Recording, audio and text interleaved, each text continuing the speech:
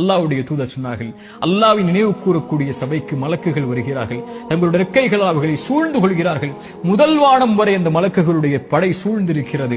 அல்லாஹ் அந்த மலக்குகளை பார்த்து கேட்பான், என் அடியார்களை எப்படி பெற்றுக் கொள்கிறீர்கள் மலக்குகளே? யா அல்லாஹ், இவர்கள் உன்னை துதிக்கிறார்கள் யா அல்லாஹ், உன்னை மகத்துவப்படுத்துகிறார்கள் யா அல்லாஹ், உன்னை மேன்மைப்படுத்துகிறார்கள் யா அல்லாஹ். அந்த மலக்குகளை பார்த்து அல்லாஹ் கேட்பான், இந்த அடியார்கள் என்னை பார்த்திருக்கிறார்களா மலக்குகளே? மலக்குகள் சொல்வார்கள், யா அல்லாஹ், இந்த அடியார்கள் உன்னை பார்க்கவில்லை யா அல்லாஹ்.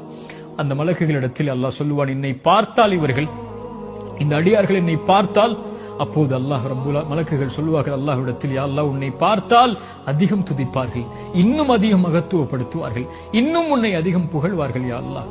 அல்லாஹ் கேட்பான், எதை கேட்கிறார்கள் என்னிடத்தில்? மலக்குகள் சொல்வார்கள், யா அல்லாஹ், சொர்க்கத்தை கேட்கிறார்கள் யா அல்லாஹ், சொர்க்கத்திற்காக அழைக்கிறார்கள் யா அல்லாஹ் உன்னை. அல்லாஹ் சொல்லுவான், சொர்க்கத்தை அவர்கள் பார்த்ததுண்டா? அந்த மலக்குகள் சொல்வார்கள், யா அல்லாஹ், இவர்கள் சொர்க்கத்தை பார்த்ததில்லை. அல்லாஹ் சொல்லுவான், இவர்கள் சொர்க்கத்தை பார்த்தால் யா அல்லாஹ் இன்னும் ஆசை கொள்வார்கள், இன்னும் அதை நோக்கி வருவதற்குரிய செயல்பாடுகளை செய்வார்கள். அல்லாஹ் கேட்பான், எதிலிருந்து பாதுகாப்பை தேடுகிறார்கள்? யா அல்லாஹ், நரகத்திலிருந்து பாதுகாப்பை தேடுகிறார்கள். நரகத்தை அவர்கள் பார்த்ததுண்டா?